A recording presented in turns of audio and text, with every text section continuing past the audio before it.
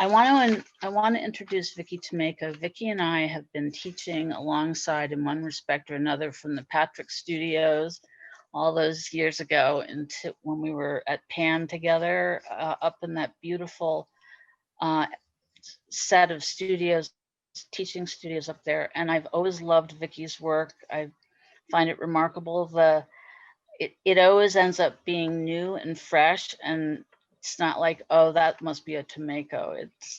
It's just so original, and the work that you get out of your students, I think partly because they're inspired by your work as an artist. I'm sure that's a big component, but you also are very dedicated to the art of sharing your knowledge. And so it's very lucky, I think, that I got to introduce you. Thank you, Anne. That was a lovely introduction. And I'm going to turn around and introduce my friend. I'm really happy to introduce my friend, poet Karen Fish. I've known Karen for a really long time. We met at the Fine Arts Work Center in 1982. And I'm going to just tell you a little bit about her before she reads her poems to you. Karen is an associate professor and past chair in the writing department at Loyola University, Maryland. She's the author of 2 previous poetry collections, The Cedar Canoe and What is Beyond Us.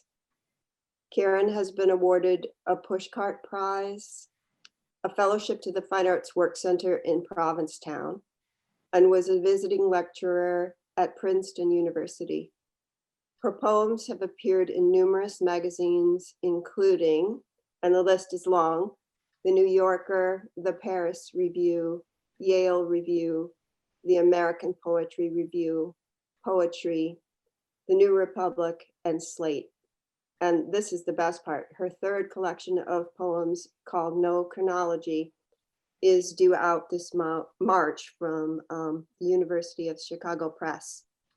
And I'm going to welcome Karen to read her poems. Hi.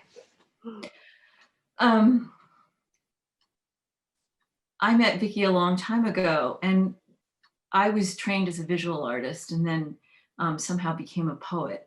And in some ways, being trained, this would make sense to all of you, of course, being trained as a visual artist is a really good foundation to be a writer, because writing is about doing justice, at least in my case, doing justice to and naming experience in the world. So all that foundational work in perspective and details and the gritty particulars was good. And I think when you're trained as a visual artist, you learn very quickly, or you don't survive, to take criticism and to understand what about your work needs to be translated. What about your work you need to improve? So I had a head start there. And so when I met Vicky, I've been thinking about this lately, Vicky and I spent months walking the Cape Cod seashore. And when I was younger, I thought I was walking, waiting for my life to begin. And now I know that I was walking and that was my life. So this is particularly poignant. The thing I'll say about Vicky is I've spent a lot of time side by side with her during that time and then recently. And what I'm struck by is she's playful in the best sense of the artistic term, and she's curious. And I think that's what being educated is all about, like not losing curiosity. And she's extremely dedicated to process. And so it's a winning combination. So I have 2 poems to read, and I guess the premise for this, this show was together side by side during a difficult time, as I understood it. And I wrote both these poems before the pandemic, and they're about the difficult time of the 20th century and the trouble we find ourselves in the natural world, or with regard to the natural world. So the accounting came to me as a gift. A friend of mine and I were driving somewhere, and he said, do you think we're going to survive purgatory? And I said, what do you mean? And he said, well, do you think we're each one going to be held accountable? And it was a big explosion of an idea for me. So that's where I got the idea for this, the accounting. Of course, there is some sort of accounting. Right as you leave this world, stepping down the rocky embankment of purgatory, birdsong, hoof clatter, shadows and dark silhouettes through the branches, puddles of sunlight. The almost seen is what we face, leaving our bodies. What we rationalized for years, fleetingly, seemed the crime that no one person would ever be blamed for. Weren't we collectively responsible? So it's odd, leaving this world to feel so singled out. But there, quickly, every species that has vanished is what each of us face in vanishing. And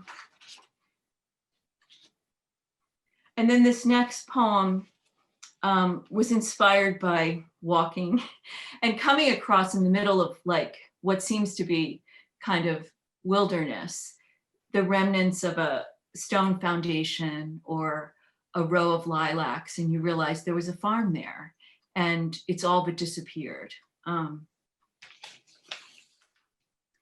This is where the bees and wasps spiral.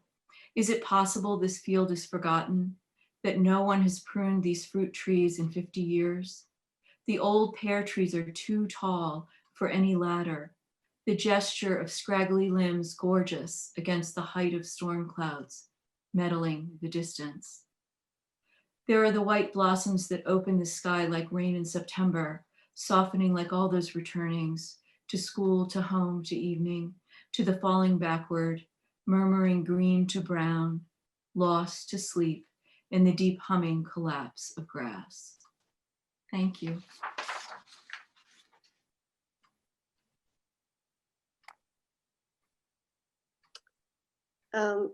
So Karen and I were spending quite a bit of time together while I was making this new body of work, which is included in the exhibition.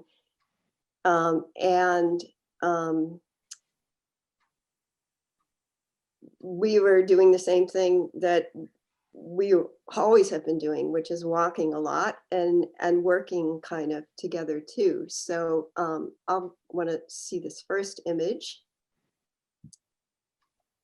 which is called Seeds, Spores, and Pods. And we're both very concerned in these poems. As you can see, we were together at this in the poems and the monoprints.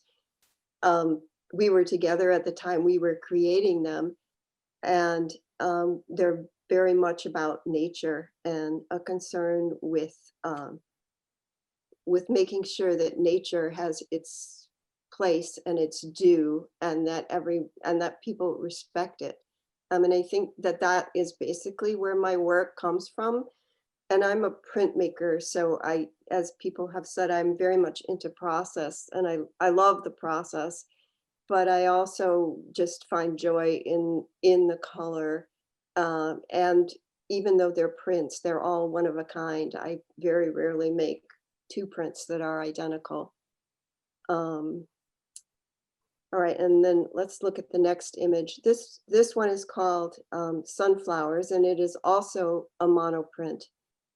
And all of this new work is very intentionally meant to be joyful, even though I don't always use bright colors. And my idea is to pay attention and attempt to appreciate and hopefully get other people to want to preserve the natural world. And I think, yes, this last piece is called I Don't Expect You to Understand. And I think I called it that because of the bugs that are in it. But I mean, of course, bugs are an important and integral part of the natural world. And if we did not have them, we would not have the natural world. But I really feel like it's the job of the artist to connect and to provide a positive direction and a hopefulness in the world. And I think basically that is what I try to do.